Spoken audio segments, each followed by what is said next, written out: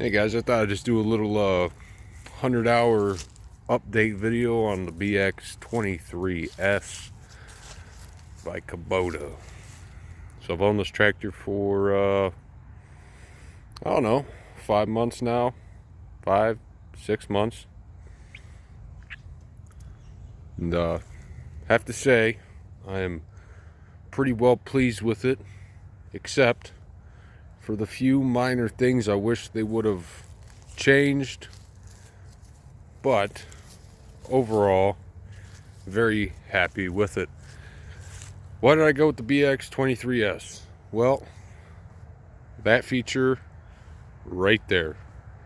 I actually have the bucket off of my dad's B2601, which he bought just shortly after I bought mine, because he could not let me have latest and greatest without having the latest and greatest and bigger. But that's all right. So it's actually a 16-inch bucket, comes with a 12-inch bucket, and that's his thumb, which is great because I do a lot of firewood work. Well, working on it right now, but it's great to pick logs up off the ground, cut them. Your saw ain't digging into the dirt, especially when you're drinking beer. Pros I have to say are, well, Kubota's been around for a long time. So is John Deere and a few other brands. But finding parts for a Kubota is super easy. There's countless Kubota dealers around me, and probably about one John Deere dealer that I know close to me.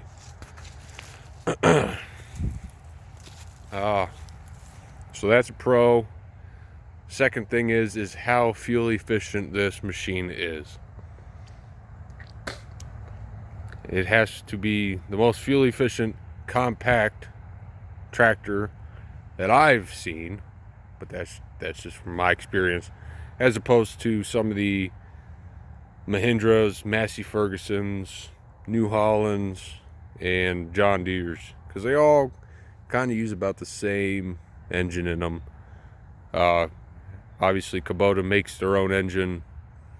They make pretty much everything on their tractors, which is nice. I love the quick attach standard. A lot of tractors do have this though. John Deere does not have it, which makes it nice if you build stuff, fabricate stuff for people. Makes it super easy. It's just the standard quick attach plate, where you could do what I did and build your own plate. The Backhoe, or the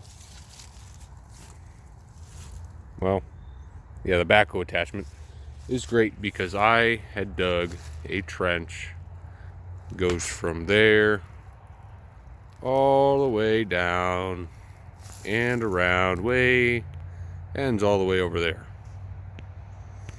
Yes, I could have rented a mini excavator.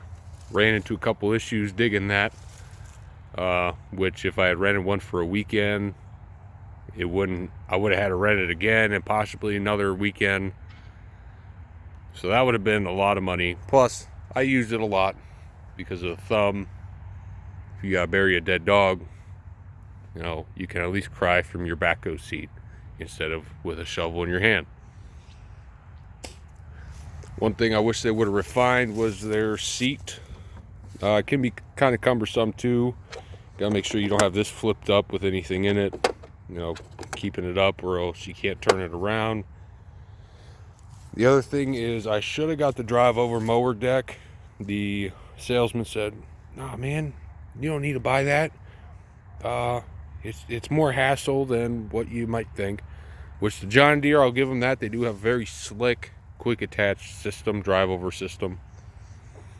This is just a regular, you pull up, you lift the front of your tractor up, you slide it under, and you pin it in, which ain't too bad once you've done it a couple times. But if you haven't done it a couple times, boy, will it sure kick your ass. The Backhoe attachment has done very well. Dug through a lot of stuff, dug up a lot of roots, tree stumps, pretty impressed with that. The lifting capacity on this tractor, the 23s, is not as high as many competing tractors of the same size. But that could be because my pressure on the hydraulics is it could be a little lower than what factory spec is. I have had my regular bucket on and had 9 80-pound bags of concrete in it and lifted it up about halfway, which was more than enough to transport it around wherever I was working, to and from. So that's great. Mowing, I came from a Gravely 16G Professional. This is phenomenal. I mean, I'm sure just about any tractor that's this size and newer will always cut real nice. Let's see what else.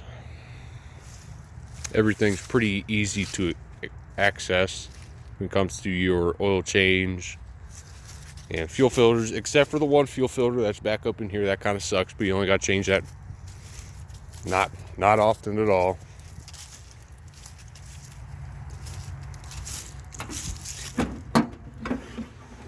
I do like the Kubota has a steel hood, which I have dented somewhere in there, but that's alright, it can be popped out. Got your air filter right there. Everything's real easy to access. They don't waste any space, unlike some of the other tractors. They got way more hood than what you need, which can help you or can hurt you. Everything's pretty standard. All your yellows are going to be for your PTO, your orange is going to be for your drivetrain, and the blacks are going to be for your hydraulics. But after 106 hours I have on this thing, I've had zero issues.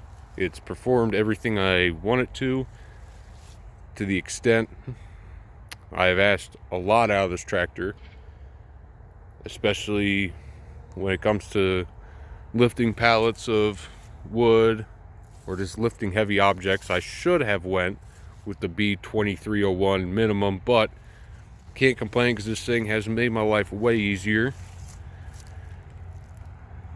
And I don't have much to complain about just yet. Still pretty young, in the hours. So we'll see what kind of issues, if any, it gives me. But it's just a real quick video that I wanted to make, showing you guys and giving you guys my review of 100 hours of ownership. Right now, just trying to make a good old fire pile down there. And if you buy a subcompact or compact, pallet forks are the way to go right off the bat, just behind getting a grapple if you do a lot of brush work. But I built this whole setup, even built a set of forks for it because I had a set from a forklift, way too heavy. Built them out of 3/16 C channel, and well worth it. So if you have any questions or anything about this tractor, just put them in the comments and I'll do my best to answer them for you. Thanks.